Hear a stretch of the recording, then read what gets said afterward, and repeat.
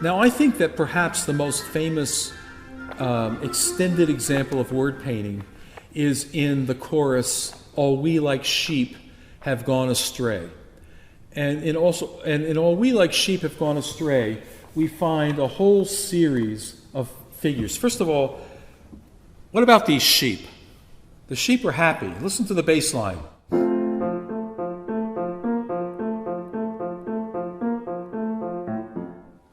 It's just up, up, up, up, up. It's just happy-go-lucky. The bassoon player plays with this great little articulation. The cello player plays with these nice little short strokes. It's just fantastic. So the sheep are happy.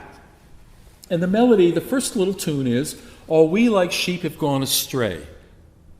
And I sometimes have said to kids, younger kids, if you had to write that and set it to music, what would you do? And very few people come up with what Handel did. He takes two lines and he has them go apart from each other.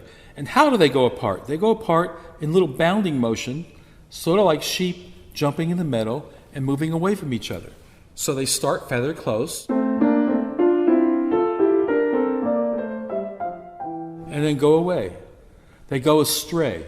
He sets that within the music. Then he says, "We have turned." And for the word turned, he writes music that turns.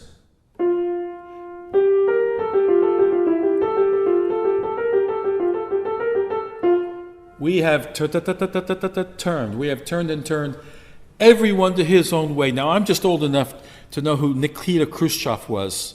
And he once upon a time went to the UN and took his shoe off and banged it on a table like this. And that's sort of what Handel does in music. After we have turned, he says, "Everyone to his own way." So here we have these ideas fitting together. The happy sheep,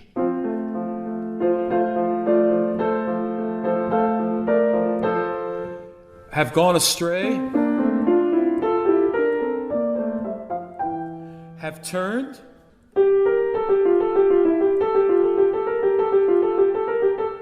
everyone to his own way.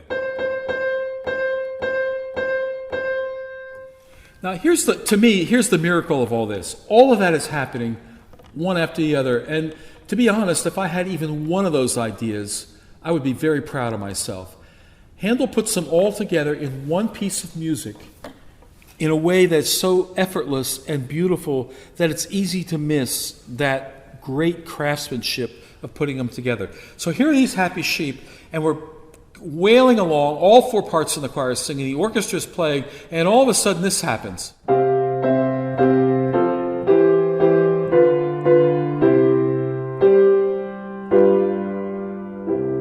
And the choir sings.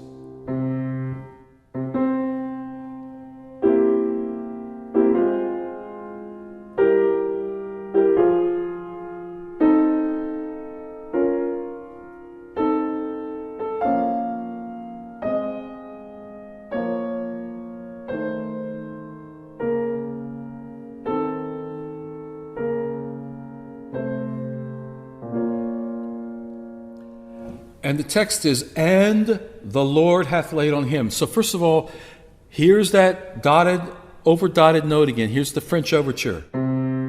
The Lord is God. This is an octave. The octave is a symbol of God. It's the first overtone. It's the most perfect interval. God is the most perfect being. So Bach and Handel often use octaves when they talk about God. So here is French overture, royalty, and the Lord.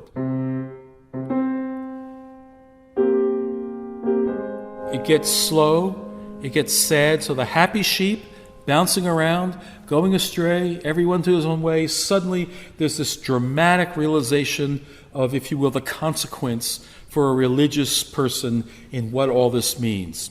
It's a fantastic dramatic stroke that is always enormously effective when it happens just over halfway through a performance of Messiah.